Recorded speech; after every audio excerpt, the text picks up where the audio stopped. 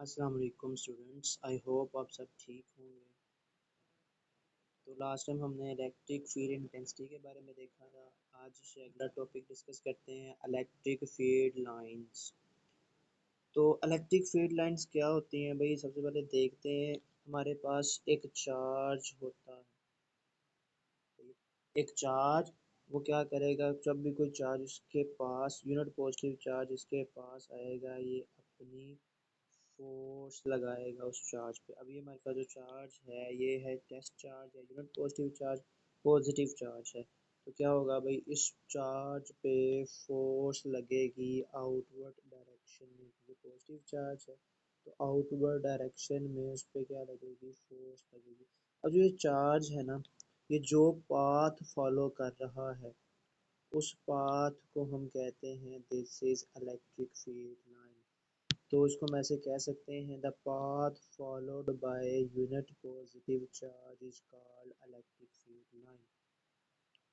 मतलब जिस पाथ पे चार्ज फॉलो कर रहा है, जिस तरफ जा रहा है, वहाँ पे हम एक लाइन लगा देते हैं, उसको बोलते हैं इलेक्ट्रिक फील्ड लाइन, उसको बोलते हैं।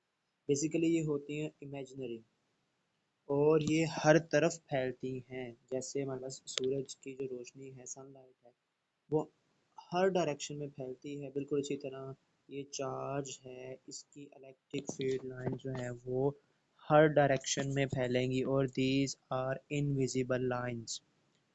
और इमेजिनरी लाइंस होती हैं, ये हर तरफ को जाती हैं, थ्री डायमेंशनली। जहाँ पे चार्ज पड़ा हो उसको हम चेक कैसे करते हैं, चार्ज के गिर्द छोटा सा चार्ज रख देते हैं, फिर चेक करते हैं उसकी फ़ोर्स कैसी है। अगर ये उसकी फ़ोर्स ऑफ अट्रैक्शन है तो वो इनवर्ड, मतलब चार्ज जो है अपनी तरफ खींच रहा है टेस्ट चार्ज को, तो इनवर्ड, और अगर वो दूसरी तरफ जा रहा है तो आउटवर्ड हो जाएगा। और इसका जो कॉन्सेप्ट है ये माइकल फेराडे ने इंट्रोड्यूस करवाया था।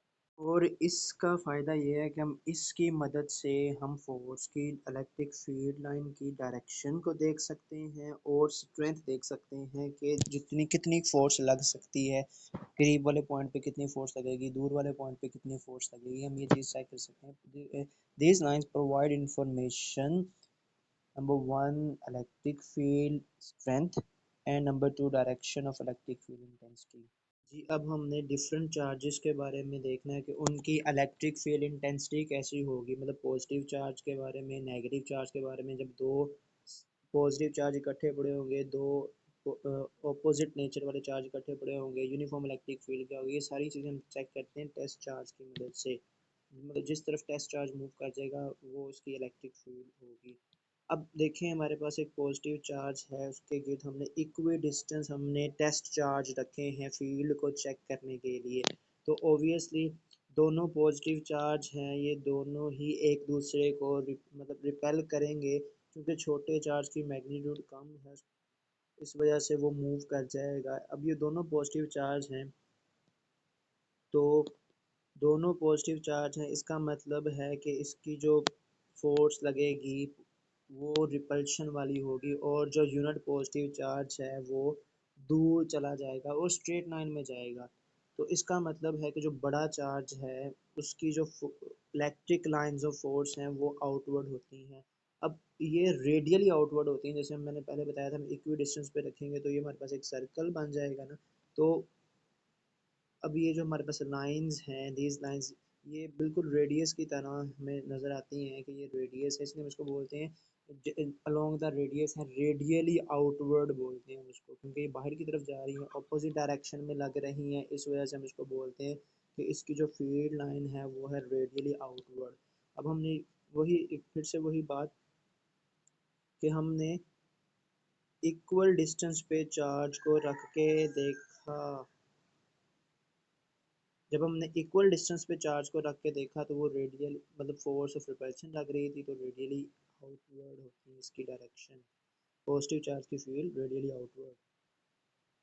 और जो हमारे पास नेगेटिव चार्ज होता है, ऑब्वियसली हम टेस्ट चार्ज को इक्वी डिस्टेंस पे जब रखेंगे तो नेगेटिव चार्ज, इट्स मीन के जो उसकी फोर्स है वो अट्रैक्शन की फोर्स है, और सारे के सारे चार्ज जो हैं वो सेंटर की तरफ चले जाएंगे, मतलब अपनी तरफ खींच लेंगे, बिल्कुल स्ट्रेट लाइन होगा। इस वजह से हम इसको बोलते हैं कि जो इसकी जो फील्ड है वो रेडियली इनवर्ड है, वो टेस्ट चार्ज को अपनी तरफ खींच लेगी तो रेडियली इनवर्ड हो जाएगी उसकी फील्ड। अब उसके बाद आता है कि जब दो सेम नेचर के चार्जेस एक दूसरे पे पड़े होंगे, दूसरे के सामने होंगे, तब हमारे पास टेस्ट चार्ज का क्या बिहेवियर होगा।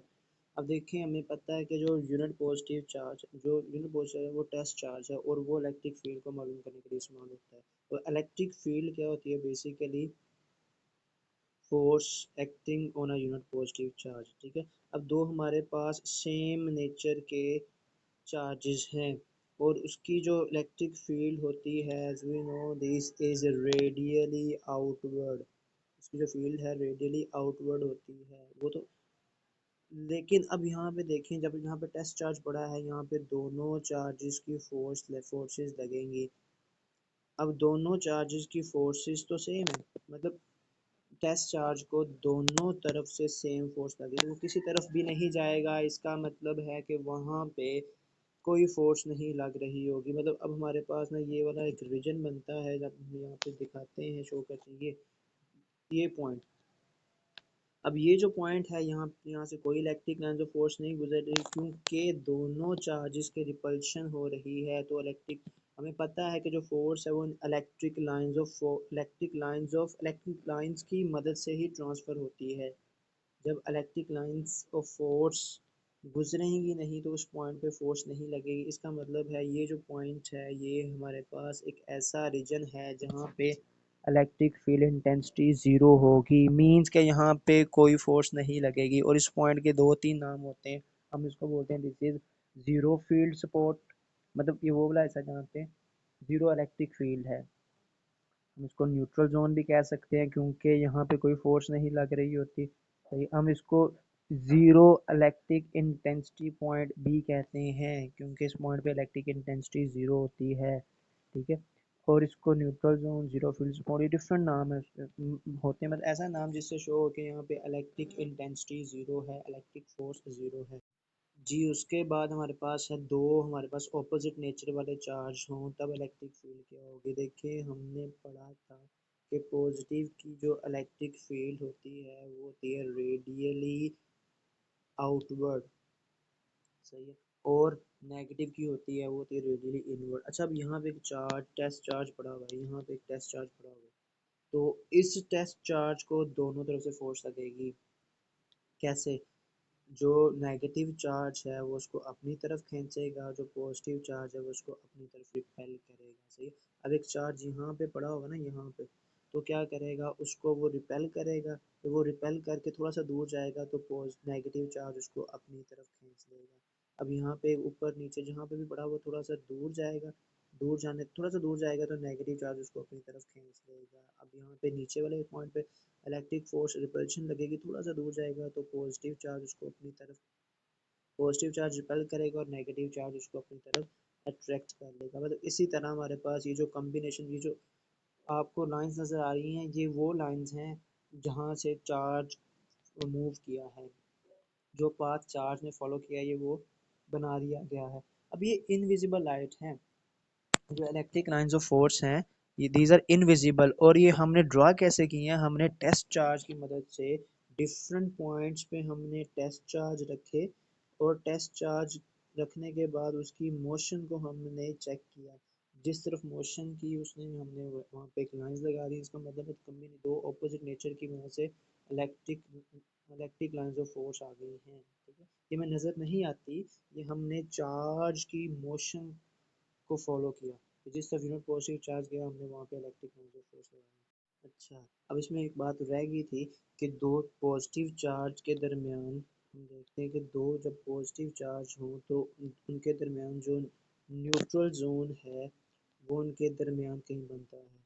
अब हमारे पास जब दो नेगेटिव चार्ज होंगे, दो ऑपोजिट चार्ज, पॉजिटिव और नेगेटिव चार्ज, तो न्यूट्रल जोन जो है, मतलब ज़ीरो फील्ड सपोर्ट होगा, वो उनसे कहीं दूर जाके बनेगा। नेगेटिव से भी दूर बन सकता है, पॉजिटिव से भी दूर बन सकता है, डिपेंड करता है कौन सा चार्ज बड़ा है कौन सा चार्ज छोटा है। जी, अब उसके बाद यूनिफॉर्म इलेक्ट्रिक फील्ड के बारे में थोड़ा सा देख लेते हैं कि यूनिफॉर्म इलेक्ट्रिक फील्ड क्या होती है। देखिए हमारे पास सेम अमाउंट ऑफ चार्ज है। पैरेलल प्लेट कैपेसिटर की एग्जांपल ले लेते हैं। हमारे पास charges, number of charges same हैं, तो जब जहाँ जहाँ पे नंबर ऑफ चार्जेस सेम होंगे वहाँ पे इलेक्ट्रिक लाइंस ऑफ फोर्स भी सेम होंगी, क्योंकि चार्ज सेम है। अब दोनों चार्ज रिपल्शन है तो ऊपर ऊपर से, अब ये एक हमारे पास किसी एक चार्ज को हम ले लेते हैं कि ये एक हमारे पास एक चार्ज है, तो इसको ऊपर की तरफ से भी रिपल्शन हो रही है, नीचे की तरफ से भी रिपल्शन हो रही है, तो उसकी electric lines of force radially outward नहीं होंगी, बल्कि हर तरफ से उसको फोर्स लग रही है, तो सिर्फ स्ट्रेट लाइन होगा, पॉजिटिव चार्ज से निकलेंगी और नेगेटिव चार्ज में इंटर हो जाएंगी। लेकिन इसका जो लास्ट पॉइंट है, क्योंकि ऊपर ऊपर इस जगह पे कोई चार्ज नहीं है, तो इस वजह से कि जो इसकी जो इलेक्ट्रिक फील्ड लाइन होगी वो थोड़ी सी कर्व हो जाएगी ऊपर से और नीचे से, क्योंकि इनके आगे फर्दर कोई चार्ज नहीं है, इस वजह से इसकी जो फील्ड है वो थोड़ी सी कर्व हो जाएगी। सही, ये हमारे पास यूनिफॉर्म इलेक्ट्रिक फील्ड है जो कि सेंटर में होगी, ऊपर नीचे चार्ज होंगे, तो फोर्स ऑफ रिपल्शन और अट्रैक्शन की वजह से electric field line straight line में मूव करेंगी। ये जो पॉइंट, ये जो फिगर है, ये आपको एक ओवरव्यू शो करती है कि हमने इलेक्ट्रिक फील्ड लाइन, पहली फिगर में दिखाया गया कि इलेक्ट्रिक फील्ड लाइंस हम कैसे बना सकते हैं, कैसे चेक कर सकते हैं। तो टेस्ट चार्ज को डिफरेंट पॉइंट पर रख के हम चेक कर सकते हैं। फिर हमने चेक किया कि जो पॉजिटिव चार्ज था उसकी फील्ड हमारे पास आउटवर्ड थी क्योंकि उसमें रिपल्शन शो की थी, नेगेटिव चार्ज उसने अट्रैक्शन शो की थी, इनवर्ड है। दो हमारे पास सेम सेम नेचर के चार्जेस होंगे तो दरमियान में इलेक्ट्रिक फील्ड जोन बन जाए। इलेक्ट्रिक फील्ड नहीं होगी तो वहाँ पे electric electric intensity free zone बन जाएगा। फील्ड फ्री रीजन को भी बोलते हैं। फील्ड फ्री रीजन है, जीरो फील्ड स्पॉट है, न्यूट्रल जोन है। दो ऑपोजिट चार्जेस की वजह से हमारे पास इस तरह कर्व लाइन में बन जाएगी। और यूनिफॉर्म फील्ड हमारे पास कुछ इस तरह होगी कि same charges, equal amount of charges हैं तो सेंटर में स्ट्रेट लाइन इलेक्ट्रिक फील्ड, यानी कि यूनिफॉर्म। यूनिफॉर्म का मतलब ये भी होता है इक्वी डिस्टेंस है, स्ट्रेट लाइन है, पैरेलल है। और अब जो आउट जो बाहर वाली तरफ है यानी कि एंड वाली साइड, वहाँ पे फील्ड थोड़ी सी कर्व हो जाएगी। सही। अच्छा, अब ये देखें, कम्बिनेशन ऑफ फोर्स की वजह से ना, कम्बिनेशन ऑफ चार्जेस की वजह से इलेक्ट्रिक फील्ड कर्व होगी। यही अगर हम एक चार्ज को ख़त्म कर दें, मतलब ये हमारे पास एक पॉजिटिव चार्ज है, नेगेटिव चार्ज है। अब हम यहाँ से नेगेटिव चार्ज को ख़त्म कर देना, फिर दोबारा से ये हमारे पास ये वाला पॉजिटिव चार्ज की फील्ड ये आ जाएगी। और अगर हम यहाँ से पॉजिटिव चार्ज हटा दें तो हमारे पास नेगेटिव चार्ज की ये वाली फील्ड आ जाएगी। मतलब आपने सिर्फ चार्ज की अगर डायरेक्शन चेक करनी हो ना, कि एक चार्ज की इलेक्ट्रिक फील्ड इंटेंसिटी क्या है, तो वहाँ पे उस कर्व पे एक टेंजेंट ड्रा कर दें, तो वो हमारे पास उस पॉइंट पे इलेक्ट्रिक फील्ड लाइन की डायरेक्शन आ जाएगी किसी एक पॉइंट पे। अब इसकी करेक्टरिस्टिक्स की तरफ चलते हैं। नंबर वन इसकी करेक्टरिस्टिक है कि जो हमारे पास इलेक्ट्रिक फील्ड लाइंस हैं, इलेक्ट्रिक फील्ड लाइंस ये पॉजिटिव से बाहर की तरफ निकल रही हैं, आउटवर्ड है ना, पॉजिटिव से निकल रही हैं और नेगेटिव में इंटर हो रही है। तो इसकी पहली करेक्टरिस्टिक ये बनती है कि पॉजिटिव चार्ज से निकलेंगी और नेगेटिव चार्ज में इंटर हो जाएंगी। इस डायग्राम से क्लियर भी हो रहा है कि electric lines of force originate from positive charges and and on negative charge. ठीक है। अब किसी भी पॉइंट पे इसकी डायरेक्शन कैसे निकाल सकते हैं, उस फील्ड पे टेंजेंट लगा के। The tangent to a field at any point represents the direction of electric field at any point। मतलब कर्व लाइन है ना, वहाँ पे आप उस पॉइंट पे बिल्कुल स्ट्रेट लाइन लगा दें, वो हमारे पास किसी चार्ज की डायरेक्शन शो कर देगी उस पॉइंट पे जहाँ पे हम मालूम करना चाह रहे हैं। फिर फिर हमारे पास जो एक और नेक्स्ट इसकी प्रॉपर्टी आती है वो ये है कि चार्ज के करीब करीब, जहाँ पे ये लाइंस करीब करीब हो जाएंगी, जहाँ पे ये इलेक्ट्रिक फील्ड लाइंस करीब करीब होंगी, इसका मतलब है वहाँ पे इलेक्ट्रिक इंटेंसिटी ज़्यादा, वहाँ पे फोर्स भी ज़्यादा लगेगी। इसका मतलब है कि जहाँ पे लाइंस ऑफ फोर्स क्लोज होंगी वहाँ पे इलेक्ट्रिक फील्ड ज़्यादा, और जैसे जैसे हम सेंटर से दूर जाते जा रहे हैं तो इनके दरमियान जो डिस्टेंस है वो ज़्यादा होता चला जा रहा है, तो इलेक्ट्रिक इंटेंसिटी कम होती चली जाएगी। हमने पढ़ा था कि इलेक्ट्रिक इंटेंसिटी जो है वो इनवर्स स्क्वायर लॉ को फॉलो करती है। ठीक है। मतलब जहाँ पे लाइंस क्लोज होंगी, मतलब सेंटर्स के करीब करीब, वहाँ पे इलेक्ट्रिक इंटेंसिटी ज़्यादा है, और जहाँ पे लाइंस दूर हो जाएंगी वहाँ पे इलेक्ट्रिक इंटेंसिटी कम हो जाएगी। ठीक है। और नेक्स्ट प्रॉपर्टी जो कि वेरी वेरी इंपॉर्टेंट है, इसका शॉर्ट क्वेश्चन भी हो सकता है, बल्कि एक्सरसाइज का शॉर्ट क्वेश्चन है कि इलेक्ट्रिक लाइंस ऑफ फोर्स एक दूसरे को टच करती हैं नहीं, क्रॉस करती हैं नहीं, तो इसका आंसर है नहीं। अब यहाँ पे देखें ज़रा, जैसे जैसे डिस्टेंस ज़्यादा होता जा रहा है, जैसे जैसे चार्ज से डिस्टेंस ज़्यादा होता जा रहा है तो लाइंस के दरमियान भी डिस्टेंस ज़्यादा होता चला जा रहा है। आप देखें ना, अगर हम यहाँ सेंटर से स्टार्ट करें, जब सेंटर से स्टार्ट करेंगे तो दूर जाते जाएं तो डिस्टेंस क्या होता जा रहा है, ज़्यादा होता जा रहा है। इसका मतलब कोई चांस ही नहीं है इनका आपस में एक दूसरे को इंटरेक्ट करने का या क्रॉस करने का कोई चांस ही नहीं है। अगर ऐसा हो ही नहीं सकता, अगर कोई आपको क्वेश्चन आ जाए ना कि electric lines of force cross करती हैं, तो आपने कहना नहीं, क्योंकि इलेक्ट्रिक इंटेंसिटी की एक पॉइंट पे सिर्फ एक डायरेक्शन होती है। अगर दो जगह क्रॉस कर जाए तो वो गलत होगा, वो फिजिकली भी गलत है, लॉजिकली भी गलत है और टेक्निकली भी गलत है, पॉसिबल ही नहीं हो सकता। ठीक है, फिर ये लाइंस स्ट्रेट भी हो सकती है सिंगल चार्ज की वजह से। ये लाइंस हैं स्ट्रेट लाइंस सिंगल चार्ज की वजह से, उसको आइसोलेटेड चार्ज की वजह से स्ट्रेट लाइन होती हैं। लेकिन अगर दो चार कम्बिनेशन ऑफ चार्जेस हैं, दो चार्ज पड़े हैं, फिर इसकी लाइन कर्व भी हो सकती हैं। ठीक है, और ये हमारे पास ना आसानी से मीडियम में से पास कर जाती हैं, कंडक्टिंग मीडियम में से पास कर जाती हैं। तो आज का लेक्चर हमारे पास एंड होता है यहाँ पे। आई होप आपको इस लेक्चर को इंजॉय करेंगे। तो मिलते हैं नेक्स्ट लेक्चर में with the next topic. Till then, अल्लाह हाफिज़।